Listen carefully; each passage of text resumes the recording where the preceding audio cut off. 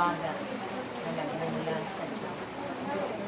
Dahil ang araw kayong lahat ay kanyang pinagpapala. Tunay na naroon ang kanyang presensya.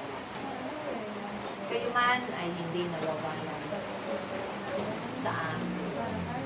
At ako ang nagiging daluyan ng inyong mga biyaya, pagpapala ng kagalakan, kapayapaan, paalala, at mga himala na hindi ninyo inaasahan. At ito'y nagaganap ng buong kababaan ng kalooban habang ginaganap ninyo ang mga mahalagang ipinag-uutos sa Diyos magpakailanman. Ang aking mga bunga ay taglay-taglay na ng bawat isa.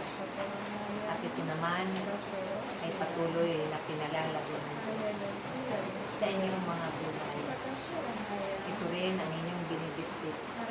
Ang aking mga mahalagang bunga tulad ng pag-ibig, kababaan ng kalooban sa bawat paruroonan ninyo. Ang kanyang itinatakda. Dahil ito ay aking pinangangalagaan sa inyong puso at kalooban hanggang sa kayo'y mapanuto. Maging gawi ito na ganapin sa araw-araw ng inyong mga buhay. Dahil ang mga mabubuting bagay na iyan ay nagmumula sa Diyos. Kaya iyan ang nararapat na lagi ninyong ibahagi, ganapin, magpakailanman sa inyong mga buhay. Huwag ninyong kaliligtaan ang inyong mga pinanumpaan at pinangako sa Diyos. Ang inyong mga pagbabayad po. Dahil kailanman kayong lahat ay takla na sa mga panahon na kayo ang magiging daluyan ng biyaya ng inyong mga kapwa.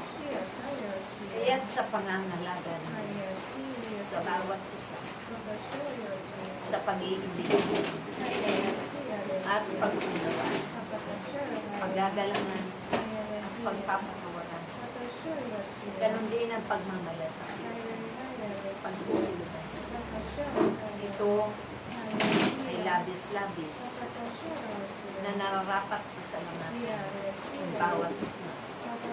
Dahil kung hindi sa pamamagitan kayo ay lagi kong pinupuspos ang aking kapamilya. Hindi ninyo ito magagawa. Sa kapwa ninyo ay babahagi. Magpakailanman. Naway aking mga anak, panatilihin ng Diyos ang pag-ibig ninyo. Na wala kayong inaantay na kapamilya. At naiibig din ninyo ang mga tao na hindi man kaibig-ibig. Apapatawad ninyo ang mga nakakasakit ng inyong mga kalooban. At sa kabila ng lahat sila man ay inyong maiibig magpakailanman. Naroroon ang mga biyaya ng Diyos sa inyong mga pagsunod at katapatan, katotohanan sa paglilingkod sa araw-araw ninyong pagkain. Dahil ito ang magiging daluyan ng biyaya at grasya ng inyong mga salita. Ito rin ang narapat ay pamana ninyo na kabutihan ng Diyos magpakailanman kanino man nakapwa ninyo at laging ipapalaganap sa sanglibutan.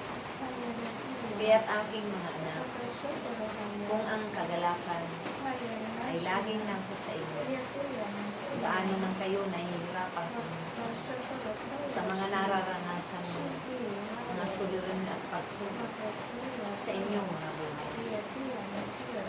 Nawala na ang mga pangamba ninyo at at mga alalahanin dahil sa pag-ibig ng Diyos at sa tulong ko na kayong lahat ay gagaan ang lahat ng inyong pasanin sa sakit.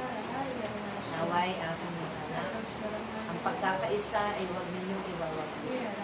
Ang pag-iitigan at pagpapanalangin, ang paggagalangan, pagpapatawaran, pagpupunuan ng bawat pagkukulang,